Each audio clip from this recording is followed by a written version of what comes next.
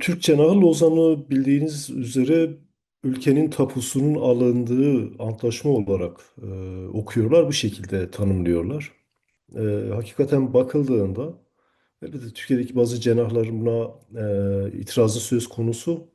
Özellikle bu Neo Osmanlıcı kanadın buna biraz daha tepkisi söz konusu. Lozan'ı bir kısıtlanma, ülkeyi kısıtlama olarak okuyorlar ama Kemalistler ve ulusalcılar bunu Lozan'a çok büyük bir anlam yüklüyorlar. Lozan'ı şöyle ele almak gerekiyor. Lozan'da iki husus önemliydi Türkler için. Yani o dönem için Cumhuriyet'in Lozan'a giden heyeti için. Heyet 20 kişiden oluşuyor. Heyetin murahhas, yani bu murahhası, yani temsilcisi, daha doğrusu heyetin baş müzakerecisi İsmet Paşa'dır, İsmet İnönü'dür. Bu döneme bakıldığında bu 20 kişilik bu Türk heyeti için önemli olan iki husus var. Birincisi kapitülasyonların kaldırılması. İkincisi ise eee, daha önce Mustafa Kemal'in de çerçevesini çizmiş olduğu o sınırlardan ödün verilmemesi. Burada Musul ve Halep vilayetleri, daha çok Musul için söyleyebiliriz bunu. Musul'da eğer mümkünse sınırlara dahil etmek. Bunun üzerinden bir şey söz konusu. Ama ondan önce zaten, yani şuna dikkat çekmek istiyorum. Lozan'dan önce, yani 1921'de Fransızlarla bir Ankara Antlaşması imzalanmış. Daha sonra Mudanya Mütarekesi'yle de bir İngilizlerle bir konsensüs oluşmuş aslında. Yani bir konsensüs dahilinde Lozan'a gidiliyor. Lozan öyle bilindiği gibi sıfırdan başlayan diplomatik bir eee, müzakere süreci değildir. Yani resmi tarihimizi anlattığı şekilde değildir. Orada elbette Kürdün esamesi okunmadı. Yani Lozan'da Fransızlar bununla ilgilenmiyordu. İngilizler de bununla ilgilenmiyordu. Tabii Türk tarafında o dönem için güçlü argümanı şuydu: biz burada Kürtler ve Türkler adına buradayız. İsmet Paşa bunu kendisi söylüyor. Ben Kürtler ve Türkler adına buradayım diye bir şeyi var. Bir giriş konuşması var. Bu önemlidir. Yani Lozan'la birlikte bu uluslararası konsensüs dahilinde Kürtler statüs bırakıldı. Tarihi önemi budur yani. Lozan'da dedi ki iki önemli husus Türkiye için önemliydi. Birincisi kapitülasyonların kaldırılması. Fransızlarla bunu müzakere ettiler. Çünkü Fransa'nın ciddi manada Türkiye'de çok fazla yatırımı vardı. Türkiye'nin bütün altyapısı, o dönem için Osmanlı'nın bütün altyapısı Fransızların elindeydi.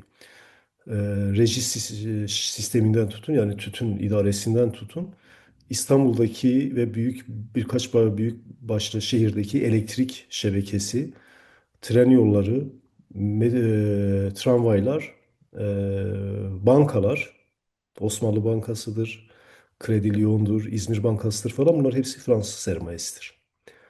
Ve Fransızların konsoloslukların aynı zamanda büyük bir orada ekonomik ve siyasi avantajları vardı, ayrıcalıkları vardı Osmanlı devleti içinde. Fransızlar bunlardan vazgeçmek istemiyorlardı. Fransızlar şunu özellikle Türkiye heyetiyle Lozan'da görüştüler daha çok. Bu bizim kapitasyonlar, bizim buradaki haklarımız, sermayemiz ne olacak? Osmanlı'nın bize çok fazla borcu var. Siz bu borcu ödemeyi taahhüt ediyor musunuz? Türk tarafı da bunu makul bir şekilde kabul eder ve der ki Osmanlı bölündükten sonra birden fazla devlet oluşmuştur. Bu devletler kendi aralarında borcu bölüştürürler. Fransızlarla olan diğer bir husus, güney sınırının, yani Suriye sınırının çizilmesi meselesi. İsmet Paşa onu defalarca şunu dile getirdi. Bu zaten Ankara Antlaşması'nda 2 yıl önce 1921'de biz bunu görüştük. Ankara Antlaşması aynen geçerlidir. Fransa'dan bir teminat ister, Fransa da bunu kabul eder. Fransızların ondan sonra Lozan'daki işi amiyane tabirle biter. Yani bu başka bir şeye çok itiraz etmezler. Zaten Lozan Konferansı'nın başkanlığını yapan Lord Curzon'dur. İngiltere temsilcisidir. Kendisi kurt bir siyasetçidir. İsmet Paşa'yı en çok zorlayanlardan birisidir Lord Curzon. Domine de etmişler İngilizler. İngilizlerle mesele Musul vilayeti. Yani Irak sınırının çizilmesi. Burada Türk tarafının tabii çok ilginç bir şekilde iddiası şudur. Lozan, Musul vilayeti yani bugünkü Güney Kürdistan bize aittir. Orada Kürt nüfusu çok fazladır. Türkmen nüfus da fazladır. Araplardan çok çok fazladır. Onun için biz bunu Türkiye yani Güney Kürdistan yani Musul vilayetinin Türkiye katılmasını istiyoruz. Hatta orada Kürtlerin menşesi bile problem olur. Kendi aralarında bu bir tartışma konusu olur. Britannica ansiklopedisine de atıfta bulunarak İsmet İnönü der ki orada Kürtlerin Turani bir halk olduğu söylenir. Kürtler haliyle Türklerle yakın akraba bir halktır. Dilleri de yakındır. Ve aynı zamanda bizim meclisimizde şu an çok fazla Kürt mebus vardır. Temsil de ediliyor Kürtler. Biz Kürtlerin Türkiye'ye katılmasını, Güney Kürdistan yani Musul vilayetinde Türkiye bırakılmasını talep ediyoruz der. Lord Curzon buna karşı çıkar. Kürtler İrani bir halktır der. Sizinle bir alakaları yok. Birinci Dünya Harbi'nde de size yardım etmediler gibisinden. İsmet Paşa buna karşı çıkar. Yani burada İngilizlerin tabii hakaretvari bazı tanımlamaları var Kürtlere dair. İşte İsmet İnönü'nün şöyle bir önerisi olur. Gerekirse orada bir referandum yapalım, sandık bırakalım, bakayım Kürtler İngilizlerle mi yaşamak isterler yoksa Türklerle mi diye. Delege yani temsilci Lord Curzon der ki Kürtler bundan anlamazlar. Bugün sandığı bile bıraksanız önünde Kürtler bu referandum sandığı ne olduğunu dahi bilmezler gibisinden. Orada da İsmet Paşa kükrer der ki siz benim Kürt kardeşlerime bu şekilde hakaret edemezsiniz. Ne demek bilmiyorlar referandum sandığını. Böyle garip, böyle iki yüzlüce bir diyaloğun, siyasetin üretildiği bir süreç. Aslında Kürtler ne İngilizlerin ne de Türk heyetinin umurunda değildir. Ve nihayetinde bu antlaşma yani Lozan Antlaşması imzalanır. Daha sonraki süreçte artık Musul'dan vazgeçilir ve Musul bu şekilde e, İngilizlere bırakılır ve mesele bu şekilde Kürdistan'ın parçalanması da artık kesinleşir. Lozan'da Kürtlerin aslında sorun ettiği şey Kürdistan'ın bölünmüş olmasıydı. Yani o dönem için Kuzey Kürdistan aslında Güney Kürdistan'ın İngilizlere bırakılmasını istemiyor. Mecliste yer alan Kürt vekilleri işte Hasan Hayri Bey'dir, Yusuf Ziya Bey'dir, Bitlis vekili. Bunlar İsmet Paşa'yı topa tutarlar meclis konuşmalarında. Bu bir ihanettir derler. Siz nasıl Musul'u bırakırsınız? Siz nasıl Kürdistan'ın bölünmesine razı olursunuz? Orada tabii bir Kürtler içinde bir azınlık yani bu işte eski Kürt Avun ve Teraki Cemiyeti'nin geleneğinden gelen Kürt Ali Cemiyeti, Kürt İçtimaiye, Kürt Ali Cemiyeti de ikiye bölünecek. İçinden Kürt içtimai e, cemiyeti çıkacaktır. Bedirhanlerin başını çekti. Bunlar biraz Kemalistlerin yordamlarının farkındalar. Yani Kemalistlerin Turancı olduğunu, e, Kürdistan meselesinin ve Kürt halkıyla olan güya kardeşlik temasının bir retorikten ibaret olduğunu, oysa özünün böyle bir şey olmadığını, bu devletin özünün ulus bir yordama üzerine kurulduğu mevzusu. Buna vakıflar. Ama mecliste yer alan işte Hasan Hayri Bey, Yusuf Ziya Bey, hatta Van Vekili Sıdık Haydari, Hasan Sıdık Haydariler falan bunlar buna biraz da o dönem için inanmışlar. Yani bu devlet Kürtlerin ve Türklerin devleti olacak. Buna inanmışlar.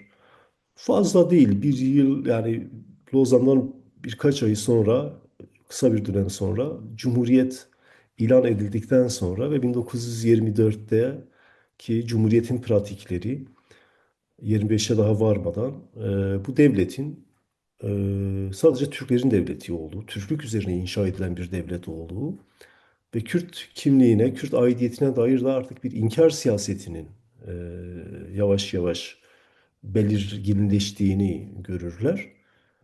Ondan sonra zaten o meclis lağvedilir. Birinci meclis lağvedilir. Yeni bir meclis kurulur. O ilk mecliste yer alan vekillerin büyük bir kısmı da Kürdistan vekilleri denilir onlara. Onlar o diğer mecliste yer bulamazlar. Onlar bu bir kısmı kendi köşesine çekilir, bir kısmı siyasi arayışlar içine girer. Ama orada tabii buna en büyük bence ordunun ordunun içinden bazı Kürt subayların e, gizli bir örgütlemeye gitmiş olmaları ki daha sonra biz bunu azadi olarak göreceğiz. Şark ordusunda işte e, albay görevinde bulunan Cibran Halit Bey gibi bir figürün güçlü ve yurtsever bir Kürt figür olmuş olması, orduyu iyi tanır, itaatçıları iyi tanır. Hatta Ankara'yı yöneten bütün o ekibi de iyi tanır. Çünkü bunlarla birlikte savaşmıştır. Halit Bey aynı zamanda Vanlı Rasim Bey, Ahmet Rasim, e, Mardinli Celal Bey, Tevfik Bey falan bunlar şeyi iyi tanırlar. Yani bu Kazım Karabekir'i, Fevzi Çakmak'ı, Kazım Özalp'ı, Mustafa Kemal'i bunları iyi tanırlar, bilirler. Bunlar ne yapmaya çalıştığını da anlıyorlar. Ve ordu içinde bir örgütlenmeye gidiyorlar. Biz bu örgütlenmeyi biraz daha güçlendirirsek ki ordunun efradının bir kısmı da Kürt erlerden oluşuyor. Biz bu Kürt erleri de örgütleriz. Ee, Daha sonra işte Botan bölgesinde Bitlis merkezli bir Kürdistan'ın teşkili söz konusu olacak. 1924 Eylül'ünde bu iddiaya göre bir yanlış anlaşılma üzerinden erkene çekilir bu askeri kalkışma. Ve Kleban'da, Beytüşşebap'ta 1924'ün Eylül ayında bir askeri kalkışma yaşanır ama başaramazlar. O zaman da aslında beklenti bu devletlerin Türklere karşı, Türk heyetine karşı Kuzey Kürdistan'ın hakkını, Kürtlerin hakkını savunma beklentisidir. Bizim bugün sorun haline getirmeye çalıştığımız ya da veryansın ettiğimiz.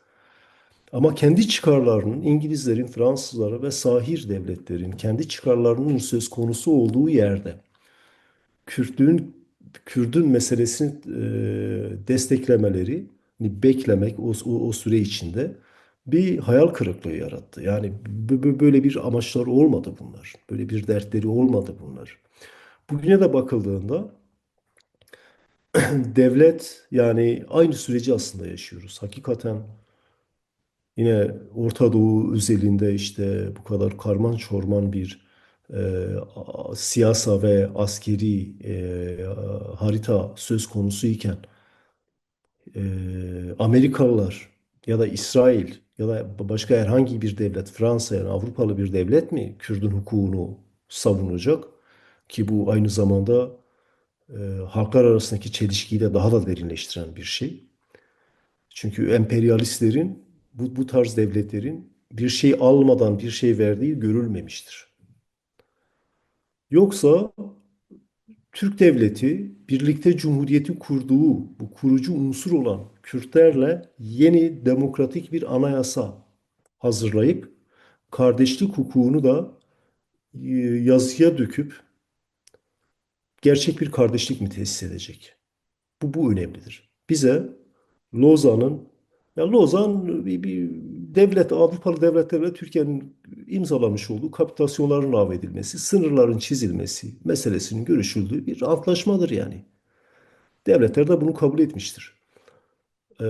Bizim meselemizi çözecek olan Lozan'ın lağvı değildir. Bizim meselemizi çözecek olan yeni bir anayasanın teşkilidir. Yeni, demokratik, çoğulcu bir anayasanın teşkili.